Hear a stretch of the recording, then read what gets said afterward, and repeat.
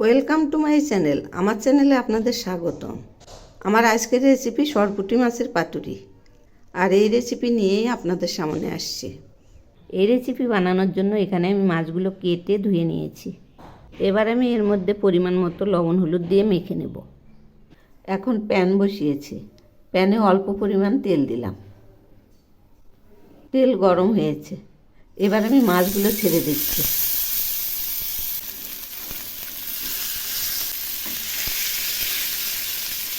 এক পাশ ভাজা হয়ে গেছে, এখন আমি উল্টে দিচ্ছি। এই যে দেখুন, এইরকম ভেজে নিচ্ছি। একটু হালকা করেই ভেজে নেব, কারণ এই রান্নাটা কাঁচা মাছ দিয়েও করা যায়।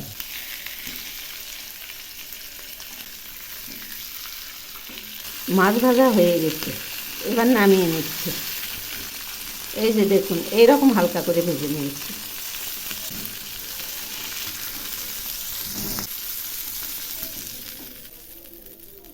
এবার আমি প্যানে আরেকটু তেল দিলাম, আর দিচ্ছি 3টে পেঁয়াজ কুচি। এই পেঁয়াজগুলো একটু ভেজে নেব, তাহলে পেঁয়াজের কাঁচা গন্ধটা থাকবে না। এই পেঁয়াজগুলো লাল লাল করেই ভেজে নেব। পেঁয়াজ ভাজা হয়ে গেছে, এখন আমি এগুলি নামিয়ে নেব। এবার আমি এর মধ্যে দিচ্ছি 7-8টা কাজু বাটা আর হাফ চামচ পোস্ত বাটা। এগুলি একসঙ্গে বেটে নিয়েছি। আর সেই সঙ্গে দিচ্ছি 2 চামচ সর্ষে বাটা।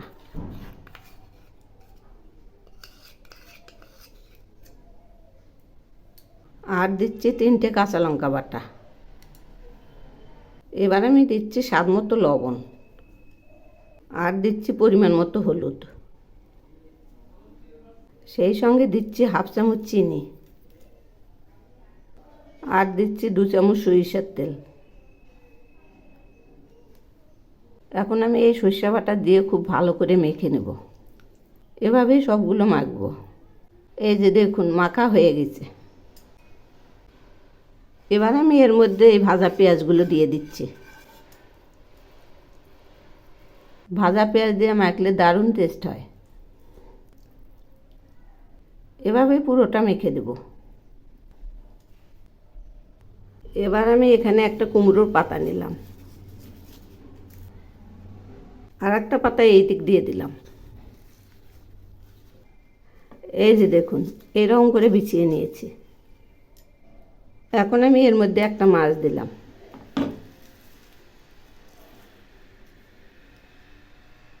এর মধ্যে অল্প পরিমাণ গ্রেভিও দিয়ে দিচ্ছি।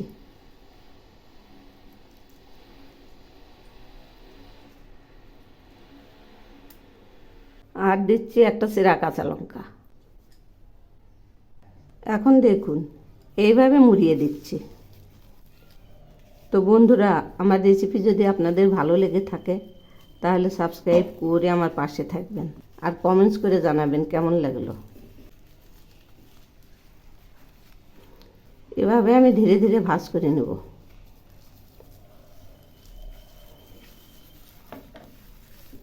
এই পাশে আর একটা পাতা দিলাম।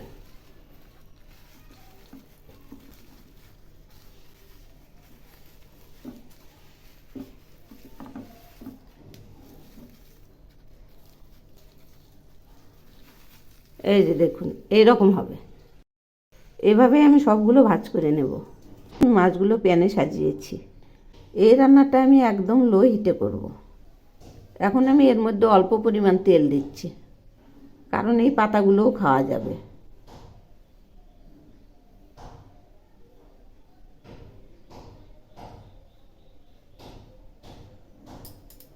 এখন আমি ঢাকনা দিয়ে ঢেকে দিচ্ছি। এই রান্নাটা 5 থেকে 7 মিনিট ফুটালেই হয়ে যাবে। দেখুন, একটু একটু করে তেল ফুটছে। এখন আমি ঢাকনাটা খুলছি। এই যে তেলগুলো চিটচিট করছে। এবার আমি উল্টে দিচ্ছি। এই যে দেখুন, এইরকমভাবে ভাজা হয়েছে। সবগুলো উল্টে দিয়েছি। এখন আমি আরেকটু তেল দিচ্ছি।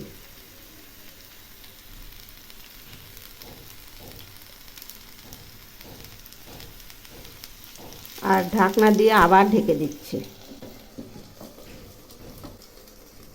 আরও 5 মিনিট ফুটাবো। রান্নাটা এখন হয়ে গেছে।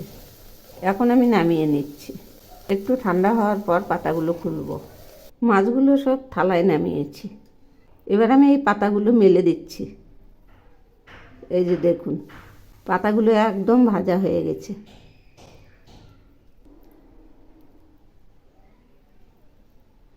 এই যে দেখুন, এরকম হয়েছে। এভাবেই সবগুলো খুলে দেব। এই যে দেখুন, প্রত্যেকটাই একই রকম হয়েছে। তো বন্ধুরা, আমার এই রেসিপি যদি আপনাদের ভালো লেগে থাকে তাহলে এভাবে একবার বানিয়ে খেয়ে দেখবেন, অসাধারণ টেস্ট।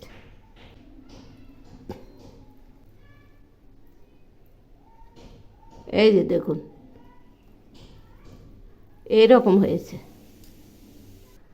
এখন আমি এর মধ্যে আরেকটু সরিষার তেল দিচ্ছি, অল্প পরিমাণ।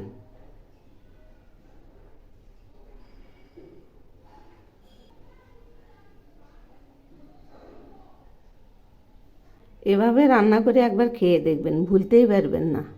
একবার খেলে আবার খেতে ইচ্ছা করবে, এত টেস্টি।